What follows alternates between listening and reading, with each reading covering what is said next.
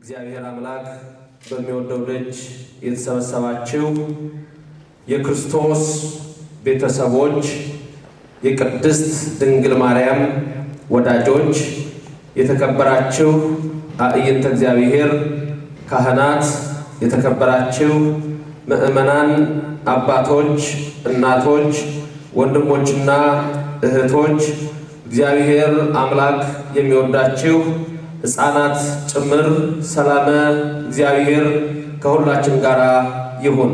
አሜን። እንደምን ዋላችሁ? ለዚህ ሰዓት ያደረሰን ሰማይን የዘረጋ ምድርን በውሃ ላይ ያጸና የሚታየውንና የማይታየውን የፈጠረ ኃያሉ አምላክ እግዚአብሔር ከዘላለም እስከ ዘላለም ስሙ የተመሰገነ ገናና ይሁን።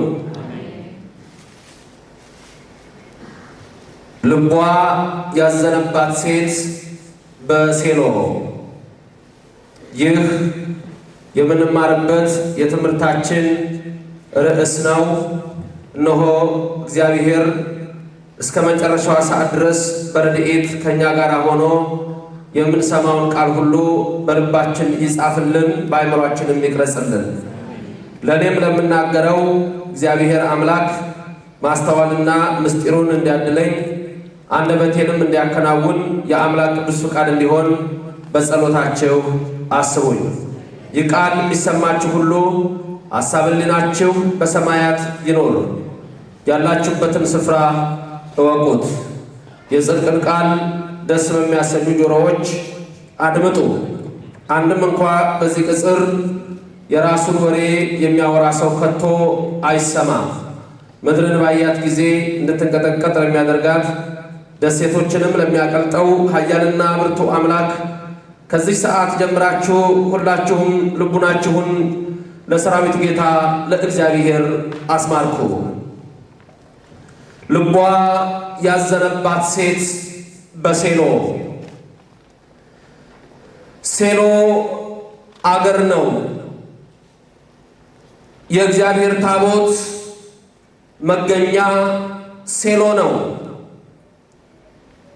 እግዚአብሔር አምላክ እነሆ ለሙሴ የሰጠው ያ ታቦት እስራኤላውያን እየተማጸኑ ይኖርበት የነበረው እነሆ ከዘመነ መሳፍንት በኋላ ባለው ሕይወት በሴሎ ነበረ። ታዲያ እስራኤላውያን ታቦቱ ወዳለበት ስፍራ እየወጡ ሁል ጊዜ ይጸልያሉ። ይልቁንም እነሆ ታላላቅ በዓላቶች ሲሆኑ እየወጡ አምላካቸው እግዚአብሔርን ያመሰግናሉ። በየዓመቱም በሚወጡበት ጊዜ በዛ እየሰገዱ አምላካቸው እግዚአብሔርን ያመልካሉ። ጭንቀት ያለበት ወደ እግዚአብሔር ይጸልያል። መከራ ያለበት ወደ እሱ ይጮሃል። ለጎደለው ነገር ሁሉም እግዚአብሔርን ይማጸናል። በሴሎ በታቦቱ ፊት እግዚአብሔር እነሆ በዛ የሰው ልጆችን ልመና ይሰማ ነበረ። ታቦቱ አለና በታቦቱ ላይ ስለሆነ መገለጫው እግዚአብሔር እነሆ ሁል ጊዜ በዛ ልመናቸውን ያደምጥ፣ ልመናቸውን ይሰማ ነበረ። ስለዚህም እነሆ እስራኤላውያን ሁል ጊዜ ከተለያየ ዓለማት እንኳ ቢሆኑ ወደ ሴሎ ይሄዱ ነበረ። ዛሬ የምንመለከተው ልቧ ያዘነባት ሴት በዚያ በቃል ኪዳኑ ታቦት ፊት በሴሎ ያላትን እነሆ ሕይወት ነው። መጽሐፈ ሳሙኤል ቀዳማዊ እነሆ በምዕራፍ 1 ላይ ስለዚህ ሴት ይናገራል። ሴቲቱ ሐና ትባላለች። ሐና ባለቤቷ ሕልቃና ይባላል። አገራቸው ያ የኤፍሬም ምድር ተራራማው አገር ነው። ይህ እነሆ ሕልቃና በተራራማው በኤፍሬም ምድር የሚኖር በአርማቴም መሴፋ የሚኖር እነሆ ሰው ነው ሕልቃና። ሕልቃና ወደ ታቦቱ እነሆ ሁሉ ጊዜ ይሄድ ነበርና እስራኤላውያን ሲሄዱ ደግሞ አብረው እነሆ ልጆቻቸውን ይዘው ሚስቶቻቸውን ይዘው ለበዓል ወጥተው እግዚአብሔርን ያመሰግናሉና እነሆ የዚህም ሰው እነሆ ሂደት ልክ እንደተለመደው እንደሌሎቹ እስራኤላውያን ነው። ሕልቃና ሁለት ሚስቶች አሉት። እንግዲህ አሁን የምንነጋገረው ታሪክ ብሉይ ኪዳን ስለሆነ በብሉይ ኪዳን ደግሞ የጋብቻ ሕግ አልጸናምና የጋብቻ ሕግ ስላልጸና ሰው ሁለትም ሶስትም ሲያገባ የሚታይበት ጊዜ አለ። በአንድ ላይ ኢየሱስ ክርስቶስ መጥቶ እነሆ አይገባም ይህ ኃጢአት ነው ብሎ ኃጢአት እስካደረገው ድረስ እነሆ በብሉይ ዘመን ግን ሕግ ስላልጸና አንድ ሰው ሁለት ሶስት ያገባ ነበር ይላል። የወደፊቱ እየታያቸው ግን አንድ ብቻ እያገቡ የኖሩ እንደነ ዮሴፍ እንደነ ይስሐቅ ያሉም ቅዱሳን ነበሩ። ይህ የአርማቴሙ መሴፋ ኤፍሬማዊው ሕልቃና ሁለት ሚስቶች አሉት። የአንዲቱ ሚስት ሐና ነው። የሁለተኛይቱ ሚስት ፍናና። እነሆ እነዚህ ሁለቱ ሚስቶቹ በአንድ ላይ ነው የሚኖሩት። ሕልቃና ሐናን ይወዳል በጣም ፍናናም ሚስቱ ብትሆን። የሚገርመው ደግሞ ፍናና እነሆ ለሕልቃና ለባለቤቷ ልጆችን ወልዳለች። የሐና ማህፀን ግን ልጅ ማፍራት አልቻለም። ልቧ ያዘነባት ሴት በሴሎ። ይህች ሴት ብዙ መከራ ነበረባት። ይህች ሴት ብዙ ስቃይ ነበረባት። ሐና በተለይ ስቃይዋ የሚበዛባት ወደ እግዚአብሔር ልትቀርብ ባለችበት ጊዜ ነው። በዚህ ውስጥ የራሳችንን ሕይወት እናያለን። እንዲህ ሆነ። በዓል ደረሰ። የአርማቴሙ መሴፋ የሕልቃና ተነሳ።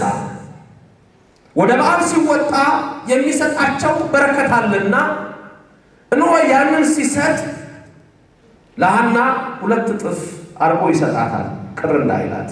ምክንያቱም ለፍናና ሲሰጥ ለልጆቿ ሁሉ መስጠት አለበትና። ስለዚህ እነሆ ለፍናና ሲሰጥ ለልጆቿ ሁሉ ሲያድል ሐና አንድ ለሚገባ እሱ ግን ሁለት አድርጎ ይሰጣታል። ያን ቢሆን ሐናን እነሆ ሐዘኗን ሊቀርፍ አልቻለም። ለምን? ጣውንቷ ፍናና ሁል ጊዜ እነሆ ታበሳጫት፣ ታናድዳት፣ ታቃጥላት ነበር። ስለዚህ ሁል ጊዜ ሐና ታዝናለች፣ ሁል ጊዜ ታለቅሳለች፣ ሁል ጊዜ ታነባለች። ይሄ ነገር ስለበዛ ሐና ምግብ እንኳን ለመብላት አልቻለችም። ሰውነቷ ሁሉ ተጎዳ። በታሪኩ እንደተጻፈው እንዲህ ይላል።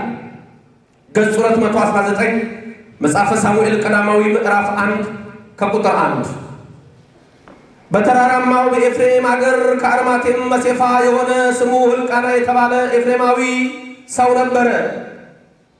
እርሱም የኢያሬምኤል ልጅ የኢልዮ ልጅ የቶሁ ልጅ የናሲብ ልጅ ነበረ።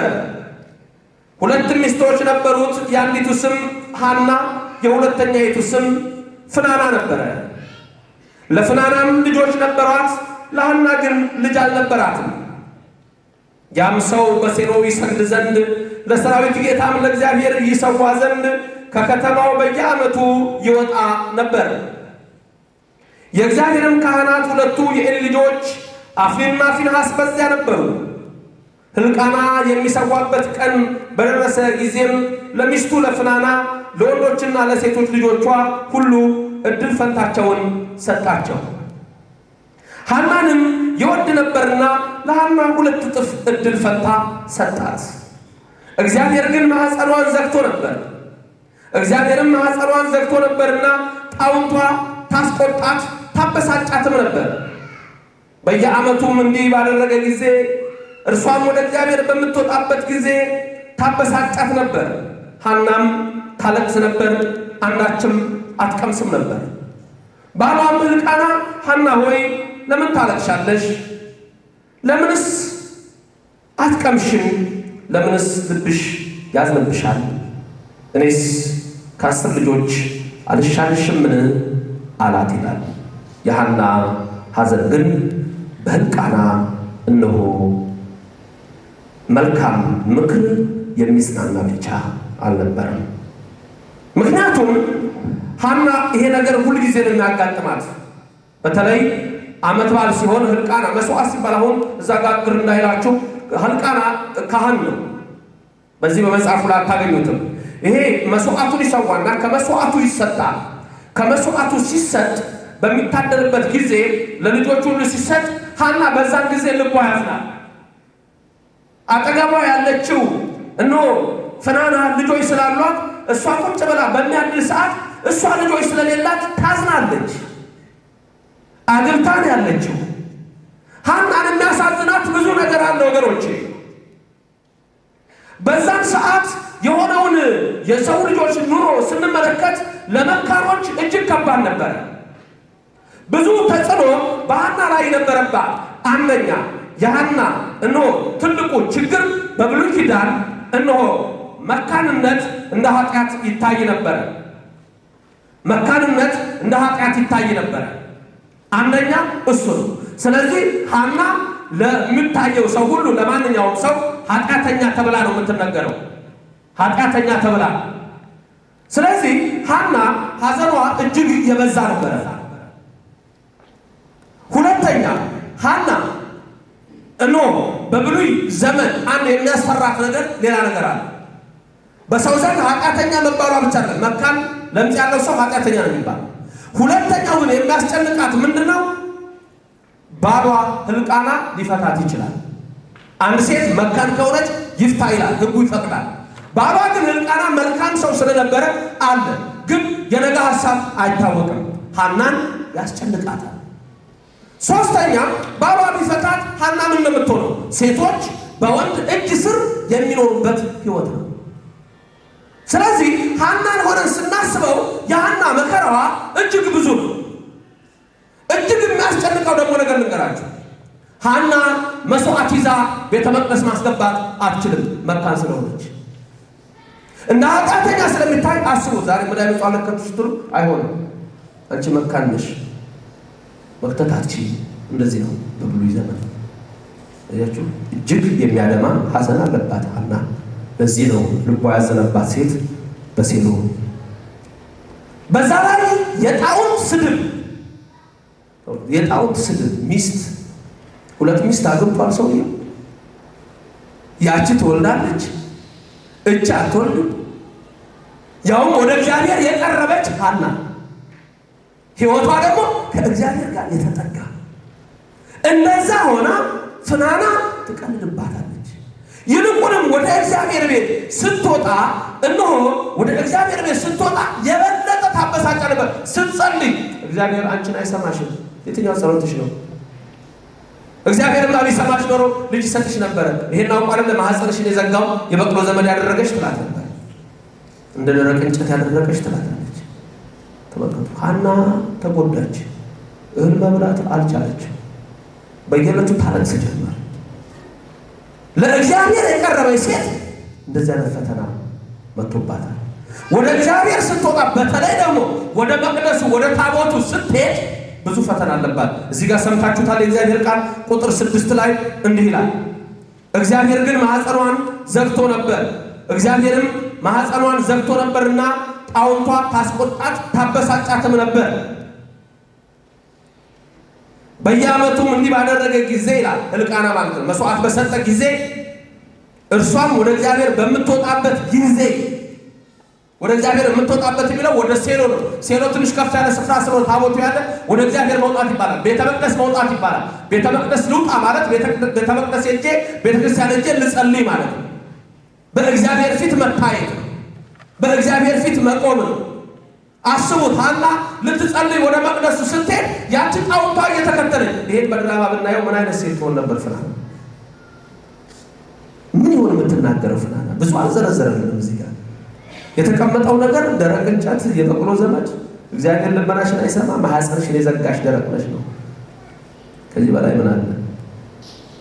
ልትጸልይ ስትቆም እግዚአብሔር አይሰማሽም። ከዚህ በላይ ፈተና ተመልከቱ። በእኛም ሕይወት ውስጥ እኮ እንዲህ አይነት ነገር ያጋጥማችኋል።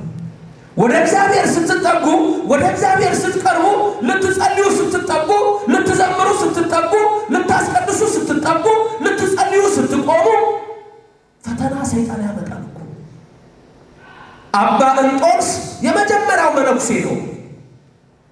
አባ እንጦንስ ሲጸልይ ሰይጣን ይፈታተነው ነበር። ልክ እንጦንስ ሊጸልይ ሲቆም ሰይጣን በሰው እየተመሰለ ይመጣል። እንጦንስ ይላል።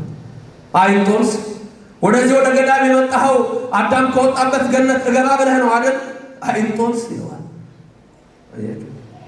ሰይጣን ጸሎቱን ሊያቋርጠው ሊፈታተነው፣ አባ እንጦንስ ዝም ይለዋል። ጸሎቱን ብቻ ያደርጋል። መተው ነገሬን ከተተው ያሉ አባቶች። አሁንም ሰይጣን ይመጣል።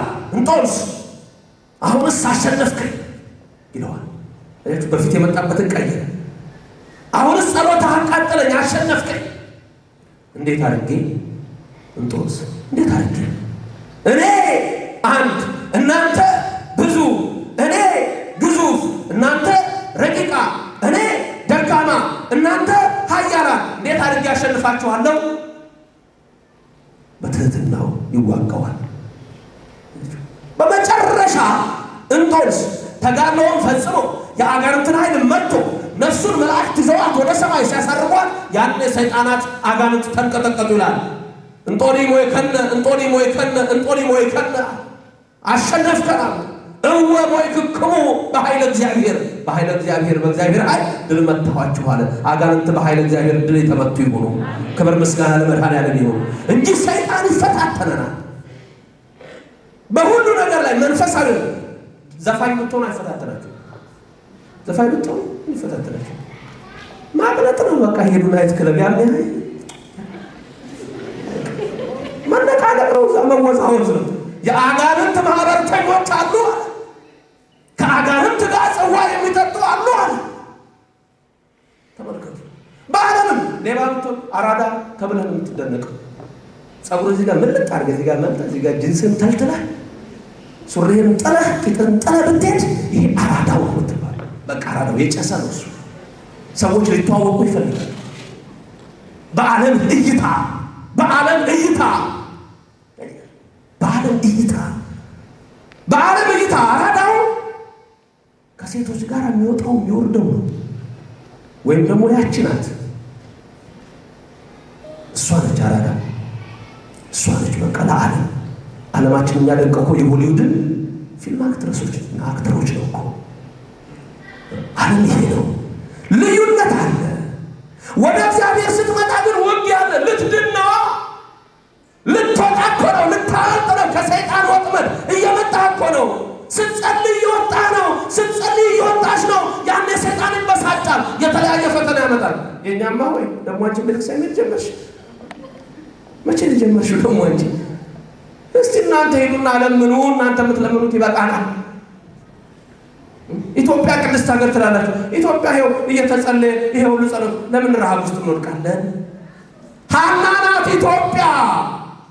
ሐና ሐዘን አለባት። ወደ እግዚአብሔር የቀረበች ሐና በታቦቱ ፊት በሴሎ በምትጸልይበት ሰዓት ፍናና ትቀልድባት ነበር ወገኔ። ለካ እግዚአብሔር ግን እቅድና ዓላማ ነበረው በሐና ሕይወት ውስጥ። ለካ እግዚአብሔር በእያንዳንዳችን ሕይወት ውስጥ እቅድ አለው። እግዚአብሔር እቅዱን ይስራልን፣ በረከቱን ያድርግልን። አንዳንድ ጊዜ ሰዎች እኔ ለእግዚአብሔር ይላል። እግዚአብሔር ጋር ሁሉ እኩል፣ እግዚአብሔር ጋር ሁሉ እኩል ነው። እግዚአብሔር ነው አባት፣ የሁሉ ፈጣሪ እኮ እሱ ነው የፈጠረ። አሎ የለበት አንተ አቡነ ወአንተ እምነ፣ አንተ አባታችን ነህ፣ አንተ እናታችን ነህ። ሩህሩህ እግዚአብሔር፣ ምሕረቱ ሰፊ፣ ቸርነቱ ብዙ። ኃጢአታችሁ ቢበዛ እንኳን አለ መዓቴ ከምድር ሰማይ ከፍ እንደሚል እንደዛ ከፍ ብሏል። ተመለሱ እመለሳለሁ ይላል ልዑል እግዚአብሔር። ከሁላችን ጋር ይሁንልን። ሐና ልቧ ያዘነባት ሴት ነች። ፍናና ትቀልድባታለች። ይልቁንም ልትጸልይ ስትወጣ አይገርምም? ወደ እግዚአብሔር ስትጠጋ ሐና አዘነች። አንዳንዴ እኮ ይበዛል። ሲበዛ እኮ ሐዘን ይመጣል። ሲበዛ እኮ ድካም ይመጣል። እንዴ ሐና እኮ በሁሉ የተጎዳችው ነች። በመቅደስ መስዋዕቷን አይቀበልም። እዛ ሰዎች ተሰብስበው ለልጆቻቸው ሲሰጡ በውስጧ ሐዘኗ የበዛ ነው። ሐና እጅግ አለቀሰች። በታቦቱ ፊት አነባች፣ አዘነች፣ እህልም አልበላለች። ባሏ ያጽናናት ጀመረ። ደግ ሰው ነው ሕልቃና። ምን ነው ሐና እባክሽን፣ ኧረ ተይ ሐዘኑን ተይ፣ እህልም ቅመሽ እባክሽ፣ ተጨነቀ እሱ እኮ። እኔ እኮ ከ10 ልጆች እሻልሻለሁ። ባል ነው ልጅ ሊሆን አይችልም። ሐና ሐዘኗ በዛባት። ይልቁንም የዝች የጣውንቷ ስድብ። ዛሬ እኮ ከጎን የሚከታተላችሁ ኃይል ይኖራል። በተራመዳችሁ ቁጥር አረማመዳችሁን ሲሰናከል ለማየት እኮ የሚጠብቅ ይኖራል። መቼ ነው የምትወድቀው? መቼ ነው የሚወድቀው? እሱ ይጠብቃችኋል እኮ። ጥሩ ስራ ስትገቡ ደስ አይለው፣ ኮንግራጁሌሽን ይላል። በኋላ ግን ደግሞ ይከፈዋል። በተለይ በሽታ እኮ እኛ ውስጥ አለ። ስንበላ አብረን አቤት ደስ ሲል፣ ስናለቅስ ለቅሶ ላይ አብረን ደስ ሲል፣ ግን ከሰው ከመሃል አንድ ሰው ወጣ ሲል እኮ አቤት ክፋታችን። የአሜሪካዊው የቦልቲሞሩ ሰው ማይክል ፌልፕስ በቻይና ኦሎምፒክ 8 የጎልድ ሜዳሊያ አግኝቷል። 2ቱ በጋራ የተገኘ ነው። ከሱ ጋር እነ ፒልሶል አብረው ይዋኛሉ። እነዚህ ሰዎች እነሱ ወርቅ እንዲያገኙ ይሄ ሰው በዓለም ላይ የመጀመሪያው ሰው ሊሆን ነው። ስለዚህ እሱም ወርቅ እንዲያገኝ የሚችሉትን ያህል ሁሉ በኃይላቸው ይዋኙ ነበረ፣ እሱ ይከብር ዘንድ። እኔ እናንተ ጋር ግን የለም፣ እየጠፋ ነው። ክርስቲያን ስንሆን ስለ ሰዎች ማሰብ እንጀምራለን፣ ስለ ሰዎች መጨነቅ እንጀምራለን። አንድ ሰው ሲወጣ እደግታ ተመንደግ ልንለው ይገባል እንጂ በተለያየ ምክንያት ልንጎትተው አይገባም። ይሄ ባህሪ ውስጣችን ገብቶ ወድቀናል። ለማንኛውም ሰይጣን ሰዎችን ስለሚያሰማራ ብዙ ፈተናዎች በህይወት ውስጥ ሊያጋጥም ይችላል። ብዙ ፈተናዎች በአንቺ ውስጥ ሊመጡ ይችላሉ። ሐና ነዋት። አንዳንድ ሰዎች ለምንድን ነው የምፈተነው? ይኸው እየጸለይኩኝ አስቀድሳለሁ፣ ወደ እግዚአብሔር ሄዳለሁ። እንግዲያው ፈተና የሚበዛብን ስታስቀድስ፣ እንግዲያው ፈተና የሚበዛብሽ ስትጸልይ ነው።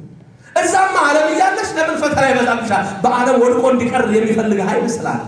ወደ እግዚአብሔር ስንቀርብ ግን ዘላለማዊ ሕይወትና በረከት ግን፣ ፈተና ደግሞ ለጥቂት ጊዜ ነው፣ መሻገር አለ። በፊታችን ያለው ቀይ ባህር ሲከፈል የምናይበት ሰዓት ይመጣል። እግዚአብሔር ከሁላችን ጋር ይሆንልን። ሐና ውስጥ እግዚአብሔር ዓላማ አለው። ፍናና ግን እነሆ ሁል ጊዜ ታስጨንቃታለች፣ ታበሳጫታለች። ባሏን እነሆ እባክሽ አላት። ሐና ግን ከሐዘኗ ልትጽናና አልቻለችም። ይሄንን ነው መጽሐፉ የሚለው።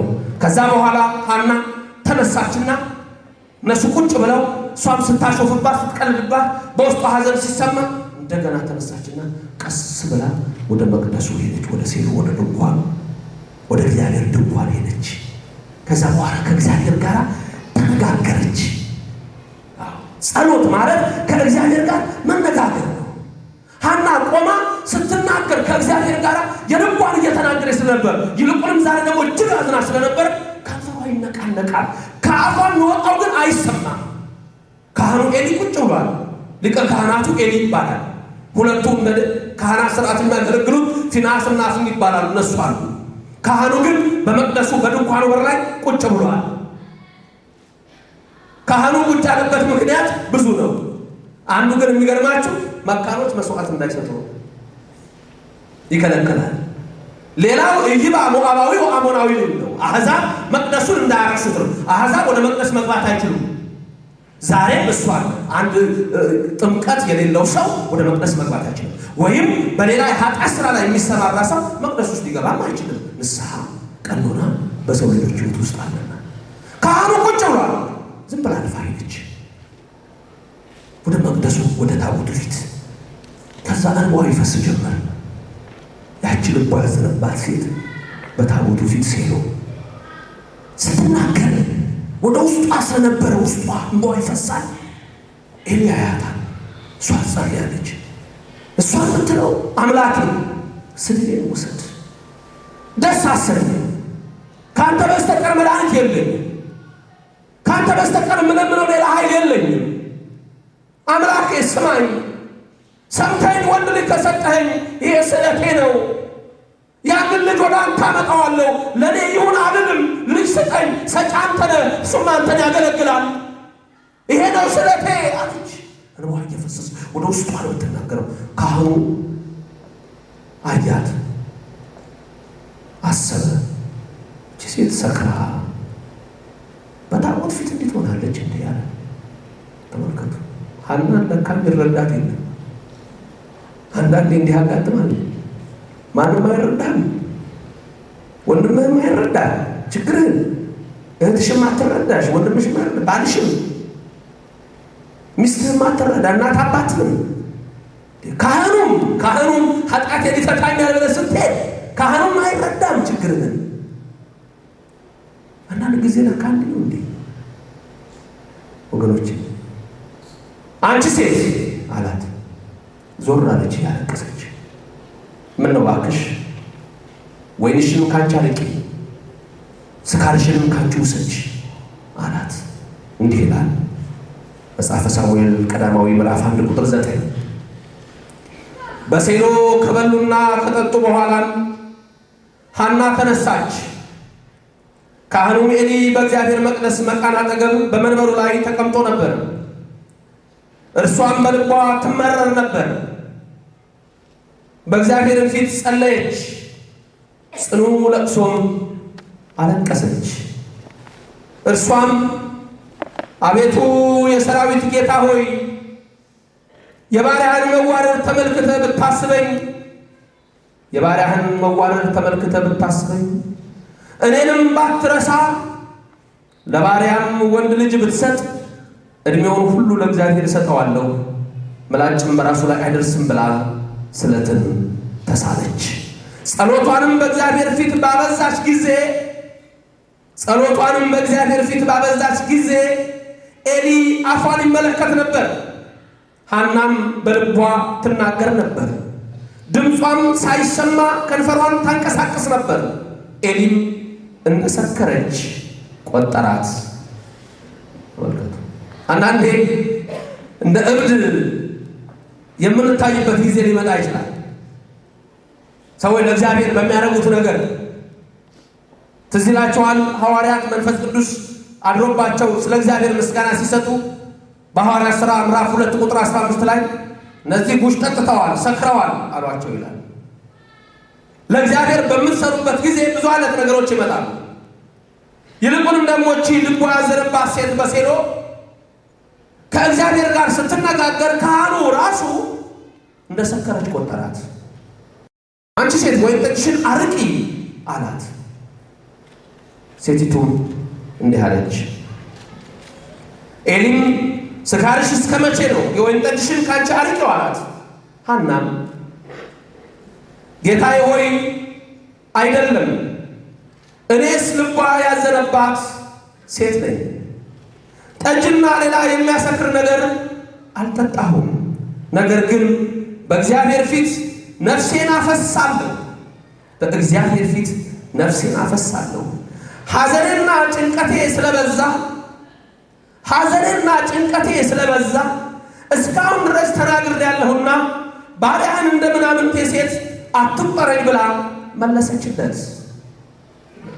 እሷ እንደዛ እንዳደረጋት ሐዘኗ በዝቶባት፣ ጭንቀቷ በዝቶባት፣ እቺ ሴት የተጨነቀች ሴት ነች። ለዚህ ሴት መፍትሄዋ ሊሆን የሚችል እግዚአብሔር ብቻ ነው። ካህኑ ኤሊ እንደሰከረች ቆጠራት ይላል። አንዳንድ ጊዜ ጌታችን የመሰለው ምሳሌ በሰዎች ሕይወት ውስጥ ታዩታላችሁ።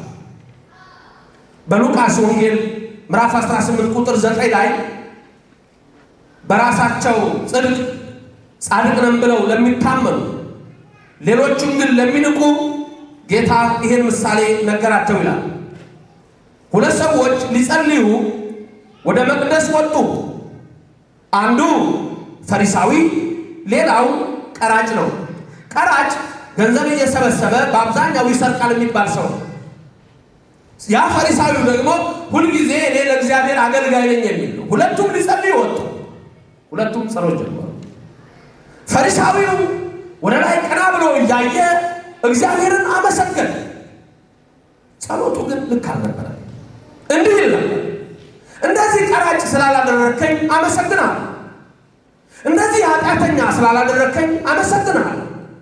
አምላኬ በሳምንት 2 ቀን ጾማለሁ፣ ስምህ ለዘላለም ምስጉን ይሁን አለ። ቀራጩ ግን ወደ ላይ ቀና ብሎ እንኳን ማየት አልደፈረም።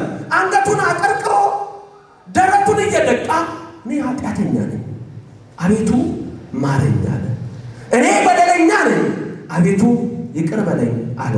ከሁለቱ ማናቸው ጻድቅ ሆነው ገቡ አለ ኢየሱስ ክርስቶስ? ቀራጩ። ኃጢአተኛ ነኝ በደለኛ ነኝ ያለው ያ እነሆ እርሱ ቀራጩ ጻድቅ ሆኖ ወደ ቤቱ ገባ። ሐናና ፍናና እንዲህ ናቸው። ሐና እኔ ኃጢአተኛዋን መዋረዴን አስብ ትላለች። ፍናና ደግሞ ልጆች ስለተሰጣት አንቺ ጸሎትሽ አይሰማም እያለች በሐና ትቀልዳለች። ሐና ግን እነሱ በዛ ሲቀመጡ ጸሎቷን አበዛች። አሁን ለችግሮቻችን ትልቁ መፍትሄ ጸሎት ነው። ከጸሎት ውጪ ሌላ ነገር የለም። ሐና ልመናዋ በጠቅላላ ወደ እግዚአብሔር ነው። አንዳንድ ሰው አይታችኋል። አንዱም አባባል አለ። ሰውየው የመኪናውን ቁልፍ የጣለው እዛው ቤት ውስጥ ነው፣ ገራጅ ውስጥ ነው። መብራት ይዞ ወጥቶ ግን አስፋልት ላይ ይፈልጋል፣ ያገኘው አይችልም። አንዳንድ እኮ እኛ እንደዚህ ነው።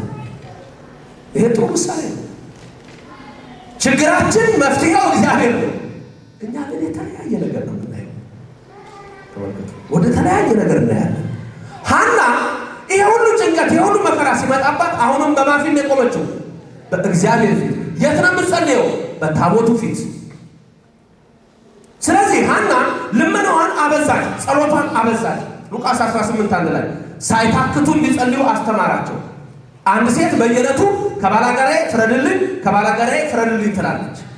በኋላ ባላጋራው ነገር ዳኛው በጣም ስለጨቀጨቀችው ልፍረድላት አለና ፈረደላት። እናንተ ወደ እኔ ቀን ከሌሊት የምትጮሁትን ታዲያ ክፉ ዳኛ ይሄን ሲያደርግ እኔ እናንተን አልሰማም ይላል እግዚአብሔር?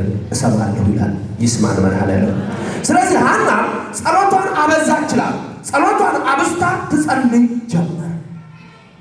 ጸሎቷን አብስታ ስትጸልይ ካህኑ እንደ ሰከረች ሴት ቆጠራት ይላል። አሁን እቺ ሴት እንግዲህ ማንም የላትም ማለት ነው።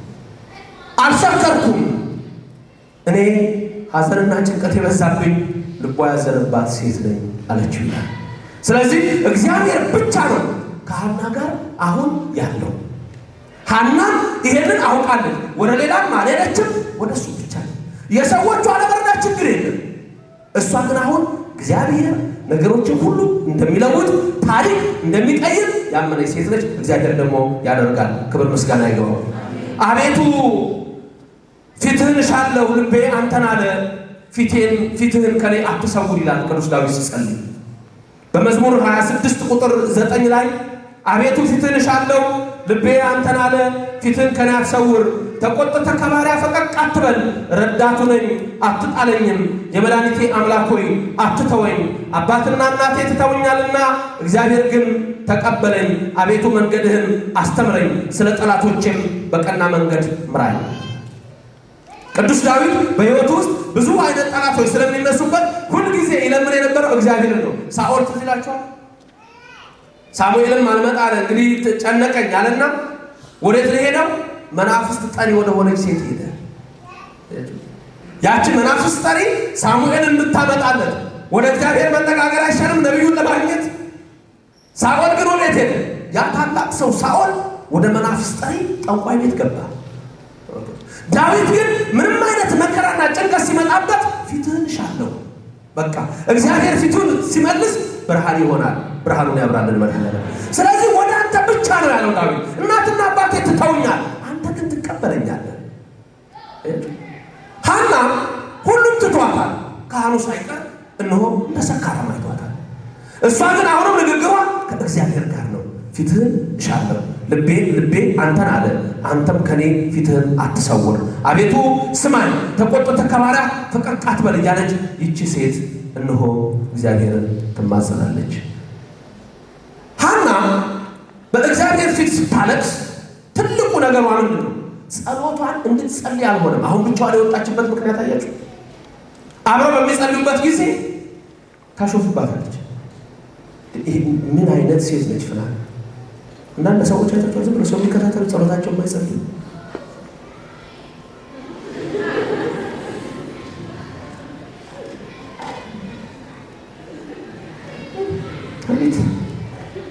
አቤት እንደ ሴቶች ብትከታተልሽ አሁን ምንድን ነው የምትይው? እንደ ሴት ራይታ ያረቀልሽ ይላል። በጣም ከባድ እኮ ነው፣ ከባድ እኮ ነው። መጸለይ አልቻለችም ሐና። ለዚህ ነው ብቻዋን ተነስታ ወደ ታቦቱ ሄደች። ተመልከቱ፣ እዛ ስትጸልይ ያንቺ ጸሎት ጻድቅም ማለቶኝ ልጅ ይሰጥሻል ነበር። ፈተና ደግሞ ይሄ ነው። በክርስትናችሁ ሲፈትናችሁ ሰው በሃይማኖታችሁ ሲፈትናችሁ አቤቱ ዘወትር አምላክ ወዴት ነው ባሉኝ ጊዜ እንባዬ በቀንና በሌሊት ምግብ ሆነኝ።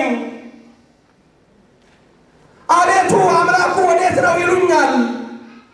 አንተ ወደ እኔ ተመልከት፣ በእኔ ላይ የሚሳለቁትን ሰዎች እነሆ መልስ ስጥ። እግዚአብሔር ሆይ እነሱ ግን እንዲህ ባሉኝ ቁጥር ቀንና ሌሊት እንባዬ ይፈሳል አለ ዳዊት።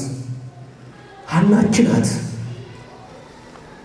ፍናና ትቀልድባታለች፣ እሷ ግን ከእግዚአብሔር ትነጋገራለች። ወዴት ነው አምላኬ ወዴት ነው ባሉኝ ጊዜ። አንዳንድ ጊዜ አምላካችን እኮ ወዴት ነው ማለት አለብን። አያችሁ፣ እኛ ነን የጠፋነው እናውቃለን፣ ግን ወዴት ነህ?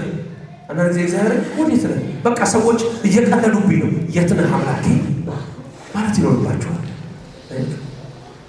ኤልያስና ኤልሳ ደቀ መዝሙርና መምህር ናቸው። ኤልሳ የኤልያስ ደቀ መዝሙር። መጽሐፈ ነገሥት ካለ ምዕራፍ 2 ስትመለከቱ ኤልያስ በዚህ ምድር ላይ ሞትን አልሞተም፣ ወደ ሰማይ ሄዷል። ታዲያ እግዚአብሔር ሊነጥቀው ወደ ሰማይ ሊወስደው ሲሄድ ኤልያስ ኤልሳ እየተከተለው እየመጣ ነው፣ አብሮት ነው። ልክ ዮርዳኖስ ሞልቶ ነበርና ምን ያደርጋል ኤልያስ?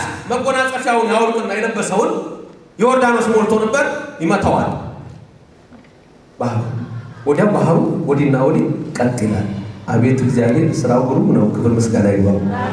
ሁለቱም ተሻገሩና አለውና ተሻገሩና ሄዱ። ከዛ ሄደው እግዚአብሔር ኤልያስን ወሰደው። ለኤልሳ አንድ ነገር ተረፈው። ያ መጎናጸፊያ ሲሄድ እሱን ጣለለት።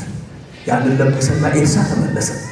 የእግዚአብሔር መንፈስ እጽፍ ድርብ ሆኖ አደረበት ይላል። የእግዚአብሔር መንፈስ እጽፍ ድርብ ሆኖ ይደርብን። የቅዱሳን በረከት ያለው ኤልሳ መጎናጸፊያውን ለብሶ ሲመለስ እግዚአብሔር ወስዶታል። ደስ እያለው በቃ አይቷል፣ በረከቱ አድሮበታል። ሲመለስ ዮርዳኖስ ደረሰ። ዮርዳኖስ እንደሞላ ከዛ በኋላ እንዴት ይሻገር? ቆማኝ። አያችሁ፣ አንዳንዴ መፍትሄ መፈለግ ቆም ማለት ያስፈልጋል።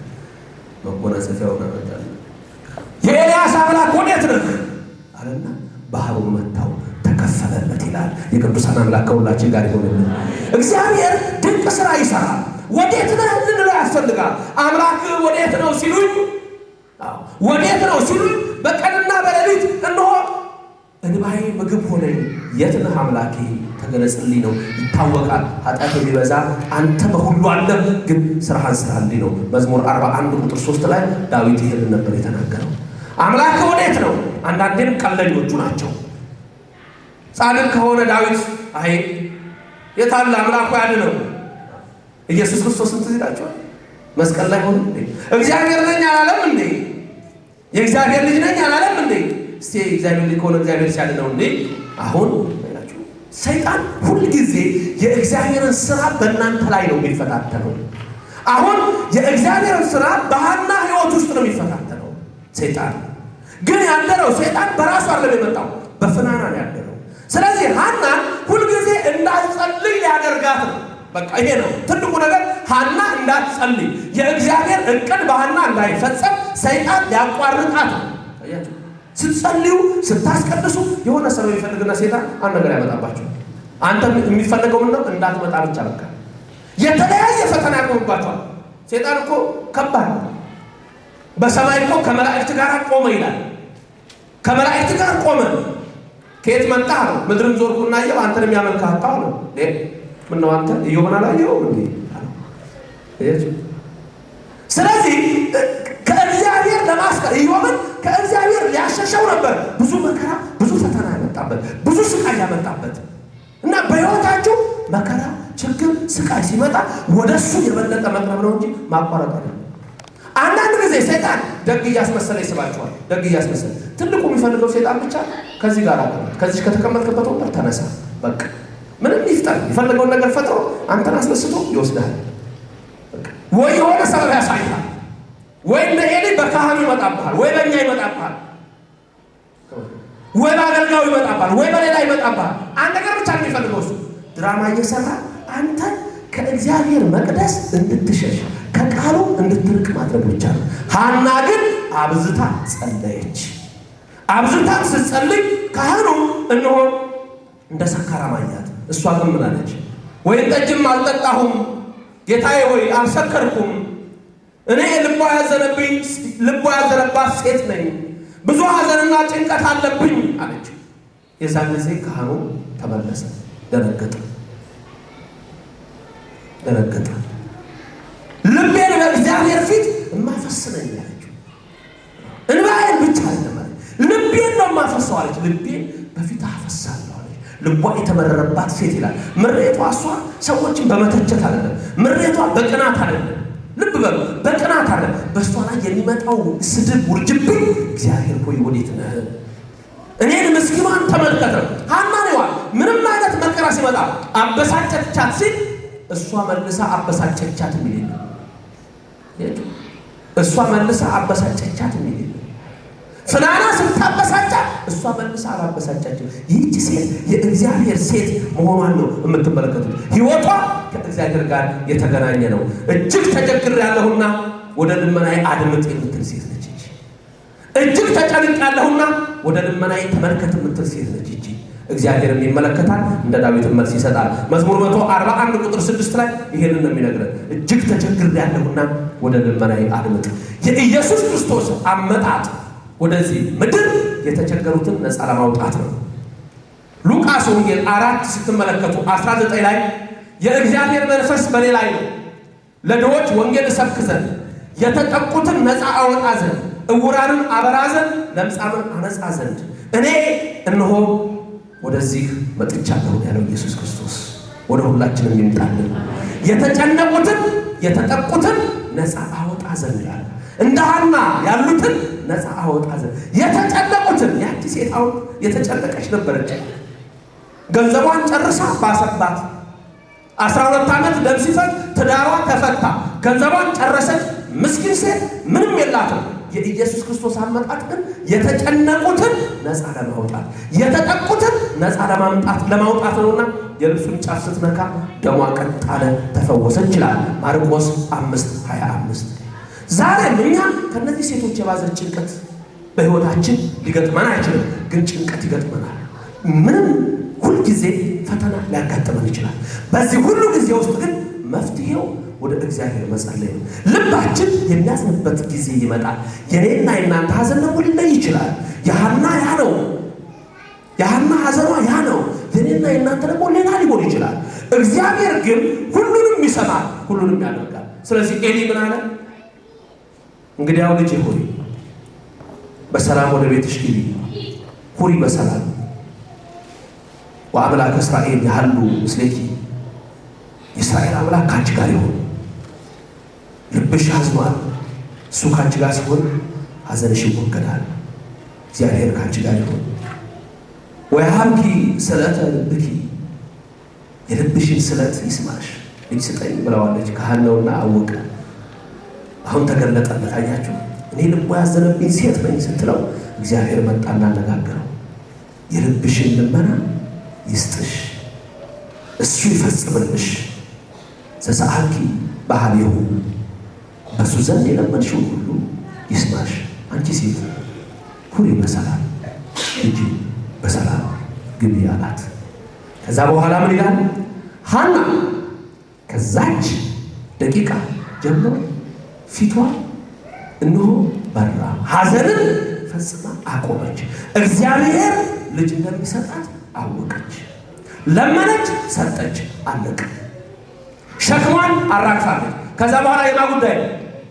የማ ጉዳይ ነው? ከዛ በኋላ እናንተ እኮ እንደ አይነት እምነት ነው ያጣነው። እንደ ሕዝቅያስ ሰናክሬም ደብዳቤ ጻፈለት። ምን ነው የሚለው ደብዳቤው መሰላችሁ? አንተንም ሕዝብህንም እንደ ሰም አቅልጬ እንደ ገል ቀጥቅጬ እገዛችኋለሁ። ይሄ እግዚአብሔር የምትለው ያድንህ እንደሆነ አያለው። እንዴት አይነት ክፉ ሰው! አምላክስ እንጂ አምላክ የኔ አምላክ ናሳራት ነው። ናሳራት ነው አምላክ። ለህዝቡ ደግሞ በእያንዳንዱ ደብዳቤ ተበተነ። አቤት እኮ የሚገርም እኮ ለካ ነው ክፉ ሰዎች ድሮ ጀምረው ነበሩ ማለት ነው። ለእያንዳንዱ ሰው ደብዳቤ። ይሄ ሕዝቅያስ እንዳያስታችሁ፣ ሕዝቅያስ እግዚአብሔር አለ ቢሏችሁ እውነት እንዳይመስሏችሁ። ለካ ሰናክሬም የልብ የተሰማውን መሰረት ጣዖታት ነበሩ በየአካባቢው። እነሱ ሁሉ አጥፍቷል። እሱ የሚያመልከው ግን ናሳራክ የሚባል ጣዖት ነው። ስለዚህ የኔ አምላክ ነው እሱ ኃያል፣ የኔ አምላክ እሱ ሁሉን ያድናል ያደርጋል። ስለዚህ እግዚአብሔር የሚባለው ጠርቶ እንዳያስታችሁ ተመልከቱ። ልቡን የሰውን ልብ አቀለጠው። አቤት በወሬ የሚቀልጥ ሰው ደግሞ እኮ ችግር አለበት። በቃ እናንተ በወሬ የሚፈታ ሰው ታችኋል። ጦር ከፈታ ወሬ ፈታ ይባላል። ብዙ ሰው እኮ እንደዛ ነው። እንደዚህ ሆነ እኮ ሲባል አቤት እኮ ሆነ እኮ በቃ። በተለይማ በውጭ ሀገር ስንኖር እንደዛ ይመስላል። ዛሬ እዚህ ጋር ያደረሱትን ሰው ዛሬ ቅዳሜ እዚህ ጋር ያደረሱትን ሰው የሚቀጥለው ሳምንት ደግሞ ስማ ዛታችን። እኔ ሰዎቹ ራሳቸው ይገርሙኛል። ምን አይነት ጭንቅላት ተኝተው አስቡም እንዴ? ምን እየሰሩ እንደሆነ አስቡም እንዴ? ነው ወይስ ትላንት ያቀረቡትን አይሰው? አሁን በሬዲዮ ዓለም ያሉ ሰዎች እንደው በየቀኑ ያለውን እንደው ቀረጽ ከሆነ ቁጭ ብለው ለምን አይሰው? እኔ እርግጠኛ ባህር ነበር የሚገባው ሮጦ። ግን ሰው ከሆነ ነው ሰብሰን ዘክቡር ውእቱ እያይመረ ወኮነ ከመ እንስሳ። ሰው ክቡር ፍጡር ሲሆን እንስሳ ከሆነስ? ከብት እኮ አንዳንድ የሚያደርገውን አሉ። አይ ከብትማ የሚያደርገውን ያውቃል እንዴ? የት ነው ወንድና ወንድ የተጋባው ከብት? የትኞቹ ወፎች ናቸው ሴት ከሴት የተጋቡ? ይሄ ሩክስ ዓለም እግዚአብሔር ሰውን በመፍጠር የተጸጸተው አለ። ወገኖቼ ክፉ ዓለም ላይ አይደል እንዴ ያለ ነው? እንደ የሰው ልብ ክፉ ነው አለ ነብዩ። ክፉ ነው የሰው ልብ አለ። እኔ እናንተ ግን የሰው ልብ ሲባል የዓለም ልብ፣ እኔና እናንተ የክርስቶስ ነን ወገኖቼ። እዚህ ጋር ምን ሰማው ቃል እኮ ሕዝቅኤል ነብዩ እንደተናገረ የድንጋዩ ልብ ተወግዶ የሥጋ ልብ የሚገባበት ነው። የሥጋውን ልብ ይስጠን መድኃኔዓለም። ሕዝቅያስ እንዳያስታቸው አለ ሰናክሬም። የሕዝቡን ልብ አቀለጠው። ሕዝቅያስ ደብዳቤው ደረሰው። ሕዝቅያስ ምን እንዳደረገ ታውቃላችሁ? ደብዳቤው አየና ይሄ ደብዳቤማ ለኔ አይደለም፣ ለኔ አይደለም ይሄ ደብዳቤ። ይሄንማ የጻፈው ሰናክሬም ለእግዚአብሔር ነው። እግዚአብሔር አይደለም አይደል? ይሄንና መቅደስ ገባና አምላኬ እግዚአብሔር ሆይ በኪሩቤል ዘባን በሱራፌል ዘባን የምትቀመጥ ቅዱስ ቅዱስ ተብለህ የምትመሰገን ሰናክሬም የጻፈው ደብዳቤ ለኔ አይደለም፣ ይሄ ለአንተ ነው። ይሄው ደብዳቤውን በመቅደስ ውስጥ ገለጠው ይላል። የዛን ጊዜ ሊቀ መላእክት መልአከ ምክሩ ሚካኤልን ላከው ይላል እግዚአብሔር። እስራኤልን ከቦ ሕዝቅያስን ሊያጠፋ ሕዝቡን ሊገድል የነበረ ሌሊት የከበበ 185,000 ሰራዊት እዛው እንደተኛ ጸጥ አለ። ሁሉም ተቀሰፉ ይላል። እግዚአብሔር ያድናል። ክብር ምስጋና ይግባው።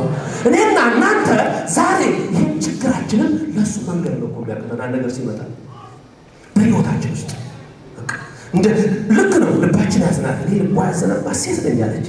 አዎ አዝናለች። እንዴ ስልዋ ያሳዝናል። መባዋን አይቀበሏት ያሳዝናል።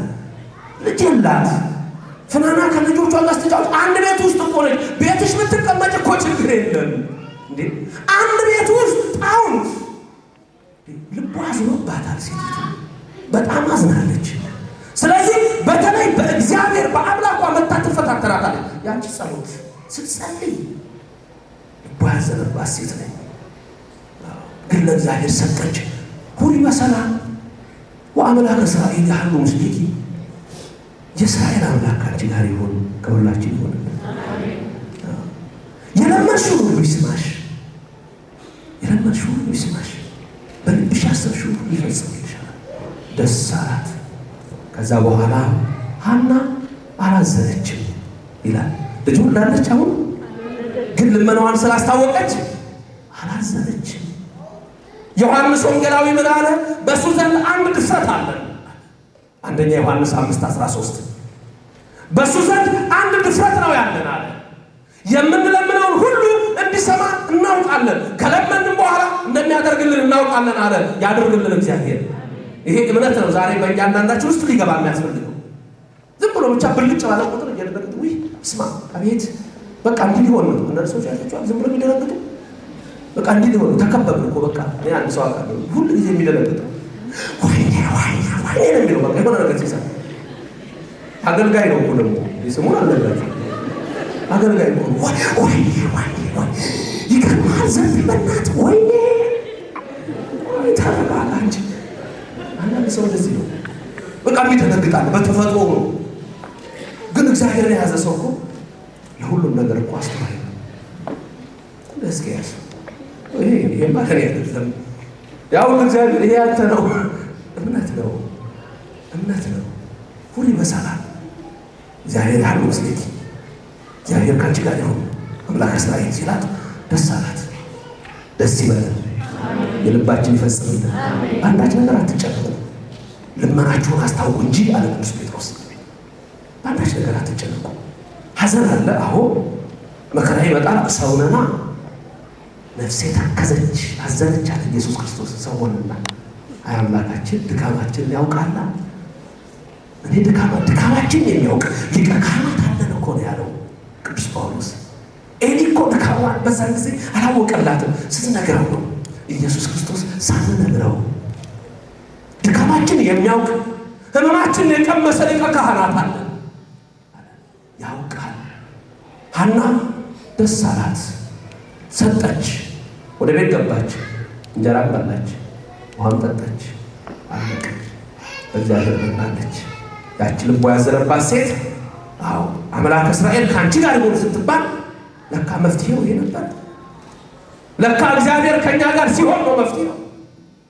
አዳም ለካ የተጨነቀው እግዚአብሔር ከሱ ሲሄድ ነው። ፈራሁ አለ ድምፁን ሲሰማ። ፈራሁ አምላኬ እርቃኔን ነኝና አለ። እግዚአብሔር ከሱ ጋር ስለነበረ አዎ ከሱ ጋር በነበረ ጊዜማ አዳም ጎበዝ ነው። እግዚአብሔር ሲርቅ ነው መታወቅ የሚመጣ። ሐና እርግጥ ጸሎቷን እያቋረጠች ነው። ፍናና እያቋረጠች እንዴት ትጸልይ እንዴት ትነጋገር? አሁን ብቻዋን ሄደች በታቦቱ ፊት። በቃ ማንም የለ። አሁን ካህኑ ብቻ ነው ያለው። ስቅስቅ ብላ ለቀሰች። እንባ ለካ መልስ ያመጣል ወገኖቼ። የንስሐ እንባ፣ ይቅር በለኝ የሚል እንባ፣ ከእግዚአብሔር የሚያስታርቅ እንባ እሱ መፍትሄ ነው። እንባ ለካ መልስ ነው። አዎ ችግር ሲኖር በስቅባ ፊት በኢየሱስ ክርስቶስ ስቅለት ፊት ስቅስቅ ብለሽ ንገሪ። መልስ አለ። መልስ ይመጣል። ሁሉ ይመሰላል። የእግዚአብሔር ድምፅ ይመጣል። እኔ ሰላሜን እሰጣችኋለሁ አለ ኢየሱስ ክርስቶስ። ዮሐንስ 14:27 ታዩ። እኔ የምሰጣችሁ ሰላም ዓለም እንደሚሰጣችሁ ሰላም አይደለም። እኔ ሰላሜን እተውላችኋለሁ፣ ልባችሁ አይፍራ አለ ኢየሱስ ክርስቶስ። ክብር ምስጋና ይግባው። ልባችን አይፍራ። ልቧ የተከዘባት ሴት አሁን አትፈራም። ልመናዋን አስታውቃለች። ሴጣን አስሯል። ከካህኑ ተገናኝታለች፣ ከእግዚአብሔርም ተገናኝታለች። ደስ ብሏት ወደ ቤቷ ገባች። ከዛ በኋላ ምን ይላል? እነሆ ሐና ጸነሰች። ይችላል ማድረግ የሚችል እግዚአብሔር ክብር ምስጋና ይግባው። የ90 ዓመቷን አሮጊት ሳራ እንድትጸንስ ያደረገ እግዚአብሔር ክብር ምስጋና ይግባው። ኤልሳቤጥ መካኗ እንድትወልድ ያደረገ እግዚአብሔር ክብር ምስጋና ይግባው። እግዚአብሔር ሁሉን ማድረግ ይችላልና ያቺ ጸነሰች ሐና በመሀል በእግዚአብሔር ወደ ሌላ አልሄደችም። ይሄን ጠንቋይ ላነጋግር እከሌን ላነጋግር አላለችም። በቃ እሱ ነው መፍትሄ። እሱ ነው መፍትሄ። ብዙዎቻችን እኮ የምንደክመው ኤርምያስ እንዳለቀሰው ለቅሶ እኮ ነው። ኤርምያስ ምን አለ? አይኖቻችን ገና ወደ ከንቱ ረዳቶቻችን ሲመለከት ጠፍቷል አለ። ሰቆቃው ኤርምያስ 4 ስትመለከቱ ቁጥር 17 ላይ ሰቆቃው ኤርምያስ 4:17 አይኖቻችን ወደ ከንቱ ረዳቶቻችን ሲመለከት ገና ጠፍቷል። አንዳንዴ እኮ ተስፋ የምናደርገው ሌላ እኮ ከኔ ያለልኝ ገንዘብ ያልቃል። በማን ነው ተስፋ የምናደርግ? ወርቅማ አያድንም አለ። ወርቃቸው አያድናቸውም አለ። መቃብር ሲወርድ ማን ያድናል? ወርቃቸው አያድናቸው። የሰበሰቡት ገንዘብ አያድናቸውም። ትምህርታቸው፣ ጥበባቸው፣ እውቀታቸው፣ ፍልስፍናቸው አያድናቸው። የሚያድን እግዚአብሔር ነው። ሐና ጸነሰች። ይገርማችኋል። ጸነሰች። የመውለዷም ጊዜ ደረሰ። ወእምዝ አመበፃ ጊዜ መዋዕሊሁ ለወሊዶታ ወለደት ወልደ ይላል። ወንድ ልጅ ብትሰጠኝ ብላ ነበርና የመውለዷ ጊዜ ሲደርስ ወንድ ልጅ ወለደች ይላል። ክብር ምስጋና ለመድኃኔዓለም ይሁን። ወንድ ልጅ ወለደች። ወሰመየቶ ስሞ ሳሙኤል ስሙንም ሳሙኤል ብላ ስም ሰጠችው። እስመ እምኀበ እግዚአብሔር ጸባኦት ውእቱ ትቤ እስመ ሰአልክዎ ከእግዚአብሔር ለምኜዋለሁና ሰማዓኒ እግዚአብሔር ሰማኝ ስትል ስሙን ሳሙኤል ብላ ጠራችው ይላል። ማብላ ጠራችው ከእግዚአብሔር ለምኜዋለሁና። ከዛ በኋላ ሐና እነሆ ልጇን በ3 ዓመቱ ጡት ሲጥል በቤተ መቅደስ አስገባቸው። ያ ካህኑ ጋር ሄደችና አስታወስከኝ አለችው። ያቺ ልቧ ያዘነባት ሴት የነበርኩት ዛሬ ግን ልቧ ደስ ያላት። ክብር ምስጋና ይግባው። ማ ደስ ያሰኛል? ማ ይሰጣል? ማ ያደርጋል? ክብር ይግባው ለዘላለም። አስታወስከኝ ጌታዬ አለችው። ያቺ ሴት ያቺ ያነባሁት ሴት ያለቀስኩት ሴት ልመናዬን እግዚአብሔር ሰማኝ። ይኸው ልጄ በስለቴ መሰረት ሳሙኤል ገባ። እንደሚያውቀው ስርዓት በመቅደስ ውስጥ ያገለግል ነበር። እናቱ ሐና ኤፉድ ሰፋችለት። ይሄ እዚህ ላይ የሚደረግ ልብስ በመቅደስ ውስጥ የሚለበስ እሱን ሰፋችለት። እሱን አድርጎ በእግዚአብሔር ፊት ትንሽ ሕፃን ያገለግል ጀመር ይላል። ሐና የዛን ጊዜ የጸለየችው ጸሎት አለ። ምን አለች? እይጻ አብይ ነገር በአፍክሙ ካፋችሁ ክፉ ቃል አይውጣ። ነፍናና ሆይ ካፋችሁ ክፉ ቃል አይውጣ፣ እግዚአብሔር ይሰማልና መካኒቱ 7 እንድትወልድ አድርጓል። አይገርምም? ሐና ከሳሙኤል በኋላ እንደገና እግዚአብሔር 6 ልጆችን ሰጣት ይላል። ክብር ምስጋና ለመድኃኔዓለም ይሁን። ጭንቀቷ ተወገደ፣ ሐዘኗ ራቀ። እግዚአብሔር ዛሬ እናንተንም መከራ ያርቅልን። እግዚአብሔር ትንሽ ሲለምኑት ብዙ መስጠት ልማዱ ነው። 7 ልጅ ለሐና 7 ልጅ። እግዚአብሔር እነሆ ክፉ ቃል ካፋችሁ አይውጣ ብሏልና ክፉ ቃል ካፋችሁ አይውጣ። እኔን መካኒቱን ሰማ፣ ችግረኛዋን ሰማ። ለመካኒቱ 7 ልጆችን ሰጣት ይላል። ወደ ታይታ ወደ መቅደሱ ወደ ታቦቱ ዮናስ በአሳ አንበሪ ሆድ ውስጥ ሊገባ ምን አለ? ከሲኦል ውስጥ ሆኜ ወደ መቅደስህ እመለከታለሁ።